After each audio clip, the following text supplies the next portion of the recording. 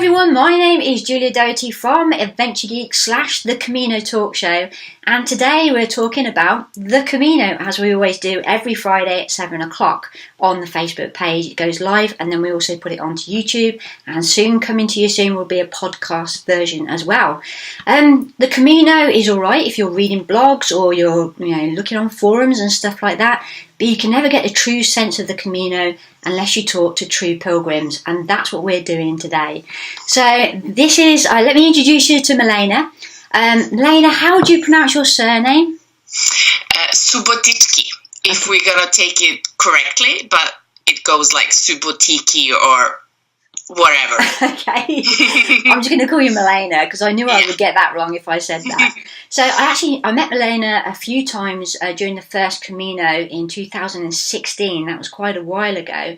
However, I've just watched her journey after the Camino, and she has an absolute fascinating story, which I think she's going to share with you today. I'm hoping she's going to share with you today. While Milena actually walked, she often walked with an older gentleman. We've just been talking, it was only for 3 days, but it just seemed like a lot longer than that. This older gentleman he gave us some inspiration on that very first day at the Pyrenees. His name was Abel, and he was 79 when we met him. I think Milena's going to tell you the story of how he walked it before, and he's walked it again since a few times, so I believe. But he was a total inspiration as well to anyone of a certain age who was thinking about walking this trail. His motto was slow and steady, and it was a bit like the tortoise and the hare. We'd be racing ahead, and then, we'd be sitting at a cafe, and then in comes Abel and Milena, and it was just brilliant. And anyway, we can all learn a lesson from what he had to offer. So anyway, thank you for joining us today, Milena. It's great to have you on board to tell you your story. So we've got a little bit of time, but I always ask that very first question is, how on earth did you actually hear about the Camino in the first place? It was actually I didn't hear about it by chance. It was my parents. They walked the French Camino in 3 years before me. So they split it up in 2 years and walked it. And then they walked the Portuguese Camino, split into 2 years. And then they started on Via de la Plata last year. So they were kind of the pilgrim veterans in my house. So I had heard about it several times before, and then Dad mentioned it at the right time. I was looking for a holiday, and he was like, "What about the Camino?" And 2 days later, I had booked my flight. So you didn't do any training or anything like that? I had some time before I started the Camino from when I booked the flight, but it was really like an impulse. I needed some time off. I needed a holiday, and I wanted to go alone. And I was like walking around with my dad and talking about which holiday. I was just thinking out loud, what holiday can I go on by myself that I could use like 2 weeks on and not get bored? Mm-hmm. And he was like, yeah, how about the Camino? And that was maybe a Friday or a Saturday, and on Sunday I had bought my tickets.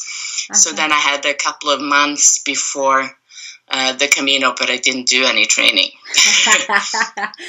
Okay, so let's do the logistics of it. So it was the French route that you did?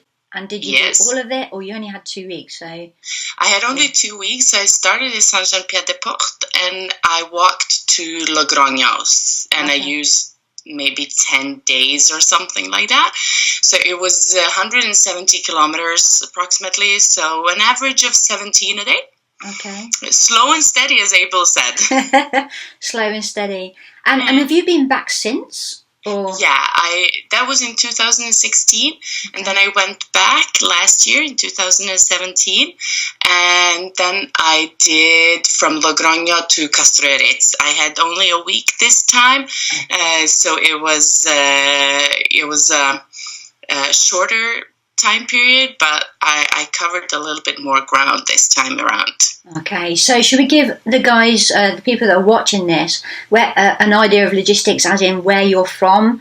Because obviously coming backwards and forwards, if you're from the States, obviously you can't really do. It's not very practical to just hop over and do a week. No, I'm traveling from Norway, western of Norway, for Norwegian standard, big city, so the airport is pretty close and everything. But at least the second time around, or actually the first one as well, just getting to Saint-Jean-Pied-de-Port is not the easiest thing to do, but there's forums for it, so I was digging, and I found a way. So flight to Paris, train to train to one city, and then from there to Saint-Jean-Pied-de-Port. Okay, so yeah, I think we got a bus to Bayonne, and then a train down from Bayonne to... You just say it so well. Do you speak French, or...? No, but I have a language. I have an ear for it, because I think partly because I'm originally from Yugoslavia, so I moved to Norway at a young age, so I was forced to learn a totally new language, so I'm bilingual. So there's, I pick up in Spain. It was such a funny thing, because I would order coffee at a coffee places in Spanish. That's all I can do. I can order coffee. Coffee con leche. I'm Americano kind of girl. No milk for me. But I would sound so Spanish that people would just start speaking Spanish to me, and I was like, sorry. That's amazing. So you americano, por favor. That's where it stops. It's the accent. Even when you said, Saint-Jean-Pied-de-Port, how to say it again? Go on, say it again. Saint-Jean-Pied-de-Port. Pied-de-Port. He's really good at it. Okay, so let's talk about your journey then. So you did the journey in 2 different areas, and obviously you had a year in between. Did you go at the same time of year? No, the first time was end of May, beginning of June, and the second time was beginning of August. But I think that kind of shows you that you can't plan, because I was thinking maybe the weather would be warmer now in August, but it wasn't. Okay. So I think one always hears about do the Camino in the spring or in the autumn or in the summer or whatever. Do it whenever it fits. Absolutely. We went in July, so we just finished in Santiago, and it was, where are all the pilgrims? We'd heard all these rumours that July is like the busiest time, and it's really hot. Yeah, it was hotter in England than it was in Spain when we went, and some of the albergues, there was just like 4 of us or 10 of us tops. So yeah, it's crazy. I think if you've got the time off, then do it whenever. Yeah, absolutely. Okay. So was the Camino everything you thought it would be? I think the first time I didn't know what I wanted, what I was thinking it to be. It was just like, I need to get away. I need to have a holiday. I didn't put too much into it. I was scared to death because I was in really bad shape, physically. Okay. I hadn't trained anything. I was living in a large body, and just the thought of walking with my backpack on was really scary. And also, I remember from when I was very young, we were a very active family, and I had always hated hiking for some reason. So the first kind of thing I did for myself was that I didn't walk from Saint-Jean-Pied-de-Port to Roncesvalles. I took a shuttle. Okay. Up to the cross. And then I walked from there. So I got the experience of walking over the Pyrenees myself. Okay, what cross?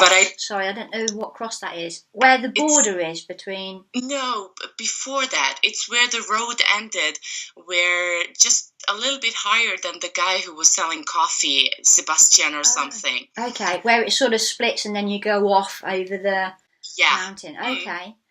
There was a small cross there, a monument for something. It's when one look at the map, they call it the cross. Okay.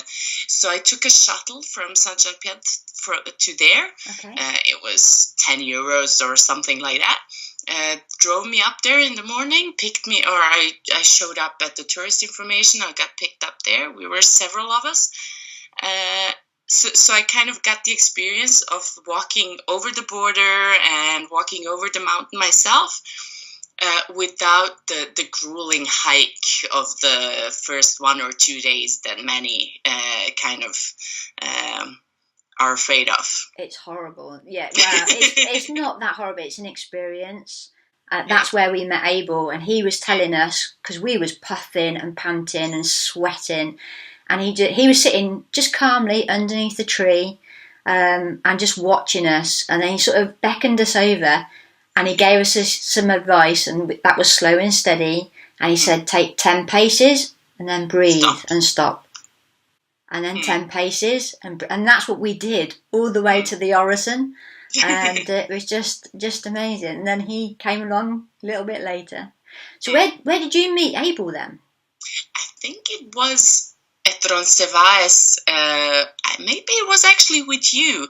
Before the Pilgrim Mass, we sat down at one of the pubs or something like that for dinner. Yeah, okay. Or no, it was before dinner, because I had at least booked the pilgrim meal for the first night, but I sat down at a pub, and I think maybe it was you two ladies, and then it was the American guy, I forgot his name, not Dan. Oh my god, my brain just stopped. I can't think either, an American guy. Yeah, you held. I have him on Facebook. You walked with him. He helped you up the hill. I can't remember. He's going to kill me if he's watching this. I'm sorry, Mr. American guy. but we both know so well who he is. I can look it up afterwards, and we can put it in the comment section. But I ended up sitting with you there Brad. at the bar. Brad. Brad. Yeah. Yay, sorry, Brad. Me and names. I'm really bad at names. Yeah. And then I think maybe Abel joined us there. But then my connection with him was the day afterwards to Zubiri. It was such a long day. It was so much uphill. It was raining. So we kind of built our bond there. And I think people maybe thought we were father and daughter. And I don't know why. I was pretty blonde at that time, and he's pretty dark. So, but maybe it was the connection we had, and he did exactly the same. He paced me up. He was like 20 steps, stop. 20 steps, stop. And then I could be his support downhill. Okay. Because that was a little bit harder for him. So let's just say, so he's still, when we met him, he said he'd walked the year before, I think. He walked the year before with his daughter, the whole thing, shebang, in 6 weeks. And then he did it again that year, and then he's done it every year since again. So that's like another 3 years, so 17, 18, 18. So he's, oh my word. 81 now. So you're still in contact with him? Yeah, sporadically on WhatsApp. Send each other pictures sometime. I got one of the things was when we parted ways, because I was just going for that time. It was 10 days, but I was so slow. I lost you all before Pamplona. You all continued on, and I walked slower. So before we parted ways, he gave me a little box with some lemon biscuits that his wife had made him, and that he had brought all the way from Texas to France and Spain, and then I got the 2 last ones. So when you all left me in the little town just before Pamplona, it was called the last little town before. Yeah, I was sitting alone at that monastery where I was staying and eating those 2 cookies and crying, thinking about if I'm going to try to catch up to everybody the next day, and just decided that no, this was my walk, so you had to just go on.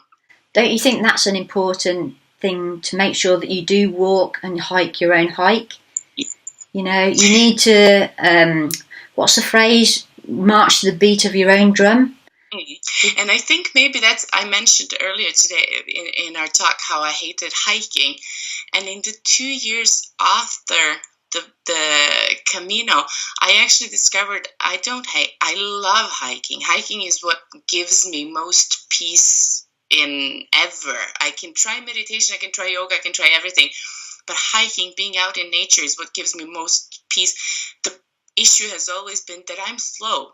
No matter how much fitter I am now than I was then, I'm still slow because that's the way that's natural for my body. So what I hated was not the hike. It was always trying to catch up to everybody else. Yeah. So now when I actually found out on the Camino, because I was alone, there was nobody there, and I couldn't keep up with everybody, no matter how much I tried, then I actually got to walk in my own pace. I actually realized I love it. So now I hike all the time. I just choose to hike with people who I can tell either wait for me or just go on, we'll meet when we get there. Okay. It's just obviously, I'm a lot slower than Rachel's. My daughter's, a lot taller than me. She's got longer legs and she gets frustrated. So it's like, when we left in the morning, we'd give it, say, half an hour and I could see her itching I was like, you go. You're not going to get lost because the arrows, we're walking the same path and just wait for me at cafes or whatever. And we had a little symbol with Julie. Julie had red poles. And if we saw the red poles outside a cafe, we knew she'd leave the red poles there. And it's, but you need to make sure that you walk your own hike. But I think it's important for that to take time out to be in your own head and refresh your soul. And that's what hiking certainly does for me. Yeah. And I think maybe it's just as hard as it is for me to walk faster, it's just as much harder for people to walk slower at their own pace. Yeah. And I think it kind of has become my symbol generally that we're different. And that was maybe also a big part of the Camino, just meeting people you would never, ever meet, and just sharing so much with them. These people, you may only meet them for a day, 2 days, but they touch your life in a way that it just doesn't happen in normal world. Me and you walked. We probably didn't walk much together, but I feel really connected to you. And so, in watching your journey on Facebook and things, I feel like I know you really well. Yeah. And we didn't spend much time at all together. So no, it's the same. And also, I always tell the story about Karen. Is there room for me to tell a little story about Karen? We love stories, so yeah. Yeah. I came over the Pyrenees, and I was, since I'm a really good student, I do whenever I'm told. So at the pilgrim office, we were told to take the right way, not the left steep one, towards Roncesvalles. And it's longer. It's maybe double the length, but it's much easier to walk and not as steep as the one going straight ahead. So I took that road that they told us to take and came to a little church and had a lunch break there with one French girl and a girl from Canada called Karen. And I wanted to go on, so I started walking and they were behind me. So I was almost at Roncesvalles. I could see the monastery in front of us. And there was cows. Big, scary, damn cows. No. And I didn't dare go past them. I was like, okay, I have two choices. I can either go through these cows or I can walk back up the hill 3 kilometers and then go on the road. And then Yvonne, the French girl, came after a while and we were standing there looking at those cows and we were like, no, we don't dare. So Yvonne went back up. And I stood there and I was so tired. I was so extremely tired. And I was like 3 kilometers back up. And then Karen showed up. And Karen was a really tall lady in a bright pink shirt. And she was looking at those cows and she was looking at me and she was like, I'm from bear country. And then she just went through the cows and me after her, and we got through, so I didn't have to go back up those 3 kilometers. And we kind of met a couple of more times during She just went to Pamplona, so she didn't go further than that. And I know her name is Karen. I don't have a clue what her last name is. I don't have her on Facebook, but I feel such a connection to that lady. I'm from Bear Country, and then she went through. So it's amazing how somebody who I just met for three days, maybe altogether 45 minutes in those 3 days, can have such an impact, and I get happy when I talk about her. So yeah. Which I have a phobia of cows. I really do not like cows. I followed you, yeah. You've seen my videos with the cows, and I get palpitations and everything. But some people I walk with, we call them the cow whisperers, and it's just like they have no fear at all. And these cows are massive, and when they start running, it's like, ooh. So I can imagine what that was like, just sitting there. How long was you there before Karen turned up? Probably at least 20 minutes, half an hour. I was desperate because I was so tired. As I mentioned, I was really bad shape. And even though I took the shuttle a piece of the way, it was still long. It was still with a backpack. And I have to say I had some walking sticks. Those were a savior downhill. All right. Would you recommend walking sticks? Oh, yes. Yep. Okay, mainly because of knees and stuff. That's how I found. And it's especially if it's slippery and wet, which it was both the first day and then the second day to Zubiri. Just having those 2 extra points of contact with earth was really nice. How did you get on with Zubiri? That when we walked it was absolutely tipping down. And there was a girl. I don't know if you remember her name. All I remember is her name was Alice. And it was I felt really torn because it was on the edge of Zubiri. As you go into Zubiri, it's quite shaly and rocky, and it's really steep. And she was just sitting on a big boulder, just crying. But she just wouldn't move or anything. And we was trying to coax her along. And in the end, we just sort of had to leave. We saw her later on that night, so she made it down. But she must have been sitting there for ages. And I felt torn, but you couldn't stay there any longer. It was absolutely raining. So, yeah. But I think we approached Zubiri on the same day because I think we had dinner there. That was the time we had dinner together, all of us. We was in Zubiri. Yeah, we went up to the top, didn't we? On the corner, we had a pilgrim meal, didn't we? Yeah, and then it was you 3 ladies and Brad and Abel and one more lady I think was there with us. Yeah, but I have some pictures from that. I think we went geocaching as well at one stage, but I can't remember. Okay, so would you consider the Camino a spiritual journey? I don't know if you're a spiritual or a religious person at all, or I'm not religious. I don't know if I'm that much of spiritual either. I'm more on a self journey. I don't know. I learned a lot about myself and about maybe it's egotistical as well. I learned a lot about what I want in life and that it's okay to put myself first and in the middle or whatever, or prioritize myself. And also I think the simplicity of the pilgrimage with just waking up every morning and doing the same thing over and over again, it gives you room to breathe. Yeah. It gives you room to relax in a special way. It's like the answers just come because you've created space for those answers. Yeah, and it gave me also confidence. If I could do something like that, if I can put a backpack on, go to a country where I don't speak the language,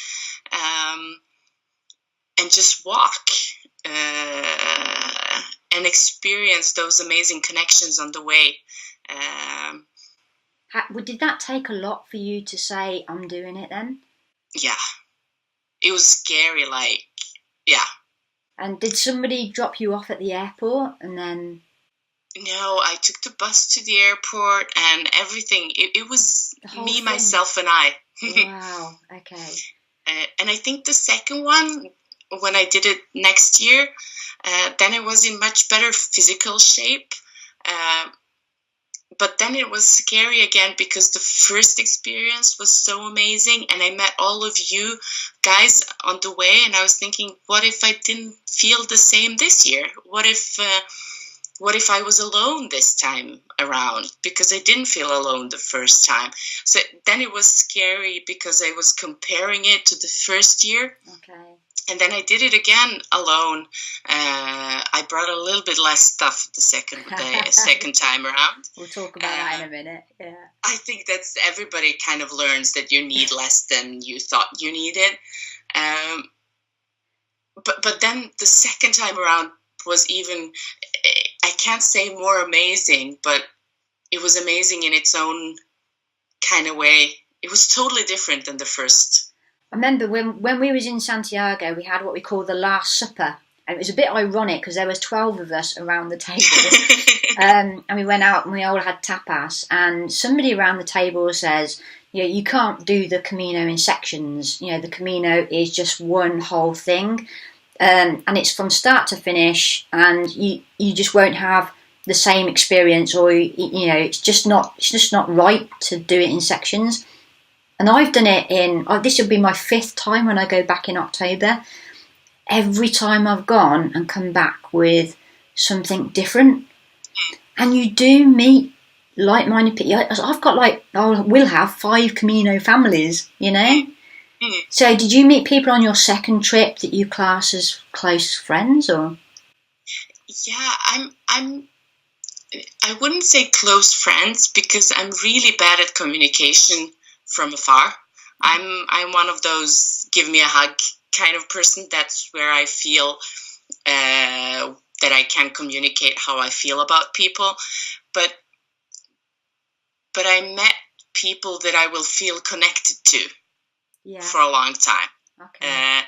And I kind of agree with both ways to look at it because I've done 2 sections, and those were both amazing in their own ways. But then I've said to myself that the next time I want to finish, because saying goodbye to people during the Camino or when, especially the first time, I kind of lost people all the way because I was being so slow. So I kind of had to say goodbye to people several times during That must have been quite hard to do that. Yeah. It was, as I said, I was crying my hearts out in the city before Pamplona because it was so sad to see you all go. But then the second year, I had a Camino family that I stuck with the whole 7 days. So at that point, saying goodbye the last day, we finished in... I don't remember which town we stopped in. Almost the last one that I was on. Okay. And then I only had 8 kilometers to walk the last day. So I let everybody pass before me, and then I cried for 8 kilometers because it was, but it was good. It was cathartic. I was kind of letting out a lot, not just the Camino stuff, but. Because of that, I said that this time I'm going to walk till the end. I want the next time to be Santiago and not saying goodbye along the way. So because I've been having some trouble with my hips, I had it already last year, and I felt the grueling 32 kilometer days in my body. So doing it for 3 weeks now, I had to put it off to next year. Okay, so hopefully you're going back next year to finish the rest. So have you not done La Crustafero yet? No. Okay, and you've got 3 weeks left? I was thinking actually of, because I stopped in Castroeritz last time, a small little village almost, and it's really hard to get to or complicated to get to. So I'm actually thinking of skipping to Leon and then walking from Leon to Santiago and then out to the sea. Okay, so you'll miss, a good portion of probably the meseta. Yep. I've just done that, and to be honest with you, I think the meseta is probably a magical place if you're doing the whole thing. Yeah. So but to start in the meseta, you're in a completely different mindset because you just want to get going, and it's very laborious. So I would recommend that definitely. Go to Lyon. That was kind of my thought, that if I was walking the whole 6 weeks and the meseta would be like the natural getting slow, steady part, then it would be okay. But just to start at Castelletz and then walk for 2 or 3 days through the desert, I think I'll skip it and then just... I think actually that is the town before the one where we started. We started in Carrion de los Condes. I think it sounds, the one, you finished the one before where we started. So we had, let's check. All right, let's quickly talk about guidebooks then. So you've got, is that John Briley one you have there? Yep. Yay. Okay, so this, for you guys that are watching this, that's the most popular book. We had a thin book, which was just by Michelin, which literally just gave the thing. Actually, on this last trip, I never used a guidebook at all. I just used the app. There's a one called Buen Camino. It's updated constantly. For me, this was because it didn't bring any books with me. I didn't bring a Kindle or anything like that. I only had my phone with me. This was kind of, I would sit and read the past days, because here you have both the practical stuff, which is not updated. It's not up to date. So probably the app is more accurate. But you have some small reflections and quotes that are maybe relevant for that part of the journey. So I really liked it. Okay, cool. So do you think that people are called to the Camino? Do you feel that people are called to the Camino? Maybe some are. I don't know if I was called to it, or if it was fate, or it was... but it was just what I needed at that point in my life. And my dad mentioned, probably if he had said, what about the Camino 2 weeks before that, I would have been, nah. But he just mentioned it at the right point where I was open for it, so that I could actually take that journey. So I don't know if it's a call or, Okay. Right, should we do the quick fire round? Are you up for that? Okay. All right. Yeah. Okay. So you've got 2 trips. So actually, it'd be nice to compare one to the other. So we talked about weight of your pack. So what was your weight of your pack on trip 1 and trip 2? As I said, I'm a really good student, so I do as I'm told. So I kept my pack really light both times. I think the first one, it was maybe 8 kilograms. Oh, wow. Or 8.5, and then plus water and the daily snacks or stuff like that. And the second time around, it was closer to 7. Okay. Wow. So you knocked a whole kilo off, or a kilo and a half. That's amazing. Okay, so is there anything you regretted or you took perhaps with you that you never used? I actually bought the first year, I bought like a technical outfit. It was like technical, I don't know what's it called, like super materials and stuff like that. Like wicking stuff and yeah. Yeah, and I ended up using wool, even though it was both June and August. Thin merino wool ended up being my go-to. Okay, fantastic. And what was your luxury item? I didn't have any. I learned the trick. There was somebody who told me about it here. I don't know where I read about it. About not using just plain Vaseline on your feet, but using like a baby, not the zinc cream, but something close to it that you use on baby rashes and like diaper cream or what it's called. And I used it. I sold the trick to my parents who had 2 previous pilgrimages or Caminos with very blistering feet, and to a second friend who's used it as well for his 3rd Camino and found it a saving grace for your feet. So did you not get you didn't get any blisters?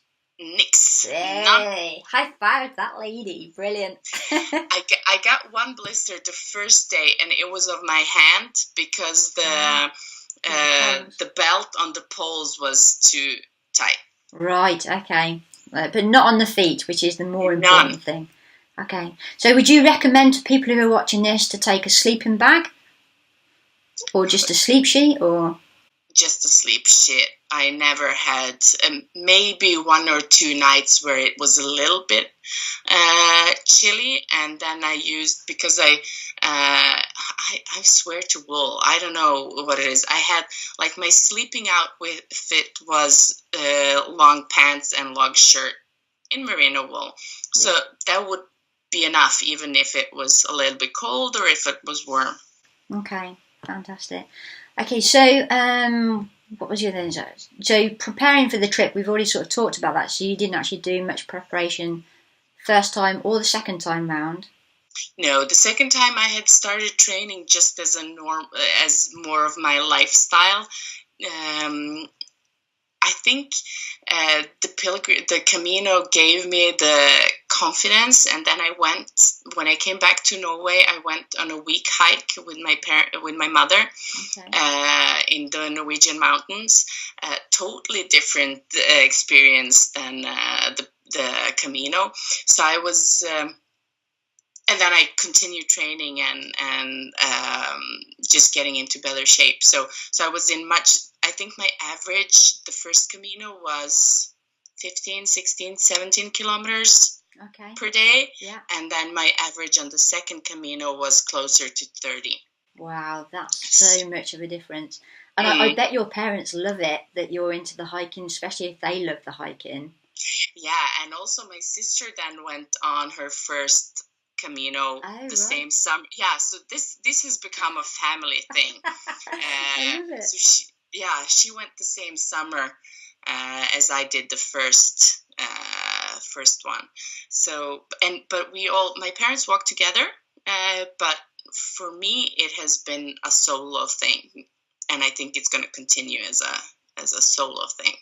I think you probably get more out of it as a solo hiker. I mean, I've walked on my own as well as obviously with my daughter and with my best friend Julie. But I think I certainly got more out of it. That's no disrespect to my daughter. I mean, the bonding from me and her point of view, but for self-development and for me as an individual, and to learn to that I do need time for me. I'm not being selfish. There's that guilt that I was being selfish, and I know you can relate to that as well. Oh yes. But yeah, so now I take myself off on a Camino just for a week, at least once a year, on my own, to refresh that soul. I think I feel like I need it, you know. And I don't feel guilty.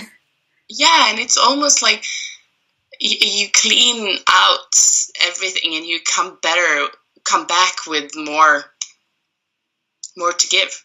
Absolutely. I mean, they say, don't they, that your true Camino actually starts when you get home. Was that the same for you? I think I've been in a big life journey, and Camino's become a part of it. So if it was a catalyst, or if it was a part of something else that started just before the Camino, I'm not sure, but that it's helped me find my strength, absolutely. Found your way. Yeah, and I don't know. It's interesting to look back. Like the first Camino, I could barely walk 15 to 17 kilometers a day. I needed to have Abel, who was 79, almost push me up the hill. And this summer, I competed in something called the Troll Hunter. Here in Norway, it's 9 kilometers, 40, I don't know what's it called, when you have to climb over stuff, climb under stuff. Oh, like an assault course? Yeah. Like they do in the army sort of thing? Okay. And it's less than 2 years ago, or it's 2 years ago. So, daring to do stuff like that probably started with the Camino. So what has driven you? Where's that passion suddenly come from? And that determination? And that spirit of yours. I think it's finally just the thing is that I don't hate hiking. I'm just slow, and it's okay to be slow. It's in my right. It's my if I love hiking, then I have to do it slow. So kind of standing tall in being slow and not trying to be something I'm not, because I'm never going to be fast. And why should I be fast? But I can dance. I can't be fast. It's like, why try to fit into a square box if I'm a circle? So just Camino gave me that little first spark that, oh my God, I love hiking, even though I'm not sure if I should call the Camino a hike. But it gave me that belief that it's okay to be slow. And then from that, the everything else came. So things that changed for you then, reading between the lines, are obviously physical fitness has changed dramatically in the last 2 years. And it sounds like the Camino was a bit of a catalyst for that. Confidence, that has just gone from like strength to strength. You now believe in yourself more than you did before. And I don't base that belief on being good at things. That maybe found more of the belief that it's enough to just be me. Yes, I love that. I absolutely love that. Cool. Okay. I think, to be honest with you, I think that's such a great way to actually end the interview, with exception to your quote of the day. Yeah, I have a poem, and I asked you in advance if it was okay, because it's a Norwegian poem that totally fits into, now when I said it, my last point, it kind of totally fits with the poem, but then I had to translate it. So this is my personal translation. So sorry to the author if he's not happy with my translation. But the poem goes like this. To be first. There is no point in being first, to arrive alone. It won't be fun before the rest of us arrive, anyway. Take it easy, hold my hand, and we'll take it step by step. One time you'll come first, the one who thinks furthest. And before we know it, the last one's got it right. It's possible to go ahead without arriving first, alone. Yeah. How perfect is that? It's kind of, the poem grew on me, and then I found how it correlates to the Camino as well. So those two went parallel. Oh, and the author is Gunnar Roalkvam. He's a local poet here from Stavanger. Excellent. Can you send me the details of that, and I'll put it in the show notes as well? Because obviously the recording of this will go on the website, and I'll transcribe. And because a lot of people won't want to sit and watch a video, they'll be quite happy to just read through an article. So if we can do that, that'd be fantastic. I'll send you that, and I don't know if it's interesting to send you some of the pictures of the people I mentioned, like Karen and Abel. Yes, that would be awesome. Thank you so much. I'll send that to you. You've been a true pilgrim, and it's been a delight to speak to you. All that wish me to say is like Bon Camino, because you're going back. Yep. Okay. Are you going to learn any more Spanish between now and then? I need to. I went to Spain this year now, and I came home now on Tuesday on a salsa trip, because I do a lot of salsa as well. And the Spanish kind of comes back all the time. And I've always said I need to learn more Spanish. And now I really need to learn more Spanish. I need to be able to order more than coffee. You'll pick it up really quick, I can imagine, because you just absorb it. So you've been an absolute delight to talk to. So thank you for your time. It's been really valuable to us and to everybody else here. So thank you very much. Yeah, and to everybody, just if you feel for it, or if you're wondering, one can always start, and you can always just stop if it doesn't feel right, and go and take a beach holiday in some lovely Spanish town. So start and try it out. There's no shame in turning around and saying this wasn't for me, but it's a shame if one loses the opportunity to at least try it out. Okay, so if people are out there are wondering, should I do this or not? Say, yeah. Yeah, of course. Go for it. Go for it. Cool. And I look forward to seeing your photo with you and your certificate in Santiago next year. I'll follow your journey. Don't forget to blog about it on your Facebook. All right. Perfect. Okay. You take care, you. Bye. See you soon. Take care. See you on Facebook. Bye.